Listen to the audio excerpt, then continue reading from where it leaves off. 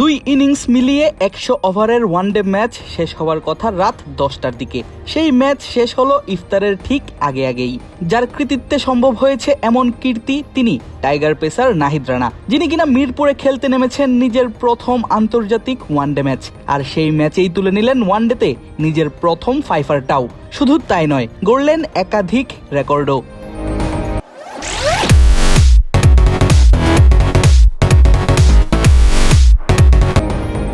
এর আগে পাকিস্তানের বিপক্ষে সবথেকে ভালো বোলিং ফিগার ছিল মুস্তাফিজুর রহমানের। ২০১৯ সালে পাকিস্তানের বিপক্ষে ফাইফার শিকার করেছিলেন দাফিজ। ২০১৯ ওডিআই বিশ্বকাপে সরফরাজ আহমেদের দলের বিপক্ষে ৭৫ রান খরচ করে ৫ উইকেট শিকার করেছিলেন টাইগার এই পেসার। কিন্তু এবার ফিজের সেই রেকর্ড ভাঙলেন নাহিদ রানা। ৭ ওভার বল করে খরচ করেছেন মাত্র ২৪ রান, আর শিকার করেন পাকিস্তানের ব্যাটিং লাইন আপের প্রথম ৫ জন ব্যাটারকেই।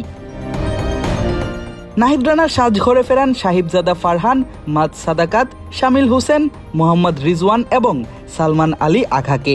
আর এতেই মাত্র ১১৪ রানে অল আউট হয় পাকিস্তান।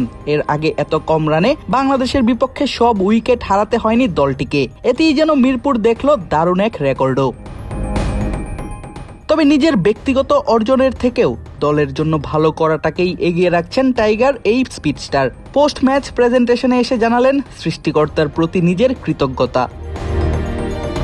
প্রথমেই আল্লাহ তাআলার শুকরিয়া আদায় করছি, আলহামদুলিল্লাহ। মিরপুরে এটাই আমার প্রথম আন্তর্জাতিক ম্যাচ ছিল। ম্যাচটা আমার জন্য অনেক স্পেশাল ছিল।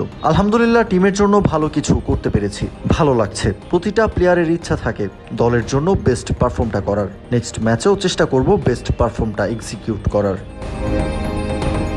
এর আগে ৫টি আন্তর্জাতিক ওয়ানডে ম্যাচ খেলেছেন নাহিদ। সেই ৫ ম্যাচে এই পেসারের শিকার ছিল ৫ উইকেট। এবার নিজের ষষ্ঠ ম্যাচেই শিকার করলেন ৫টি। কি ছিল এমন দারুণ বোলিং এর পেছনের রহস্য, জানালেন নাহিদ রানা নিজেই।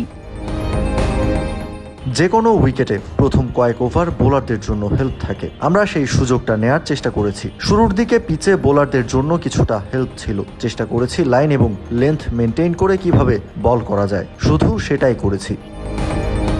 প্রথম ইনিংসে নাহিদ রানার দুর্দান্ত গতির পর দ্বিতীয় ইনিংসে দেখা মেলে তানজিদ তামিমের ঝড়ো ব্যাটিংয়ের। প্রায় ১৬০ স্ট্রাইক রেটে ব্যাট চালিয়ে ওপেনিংয়ে নেমে এই বাঁহাতি ব্যাটার করেন ৪২ বলে অপরাজিত ৬৭ রান। ফলে বাংলাদেশ ম্যাচটা জিতে যায় ৮ উইকেটের বড় ব্যবধানে। আর এতেই হয় আরও এক কীর্তি। ২০১৮ সালের পর প্রথমবার বাংলাদেশ ওয়ানডেতে জয় পেল পাকিস্তানের বিপক্ষে প্রায় ৮ বছর পর। এমন জয়ে সিরিজেও এগিয়ে থাকলো টাইগাররা। ৩ ম্যাচের ওয়ানডে সিরিজে ১-০তে এগিয়ে থাকলো প্রথম ম্যাচের পর। সিরিজের বাকি দুটি ম্যাচ মাঠে গড়াবে আগামী ১৩ এবং ১৫ মার্চ। আদিব আশরাফ, ক্রিক ফ্রেন্জি।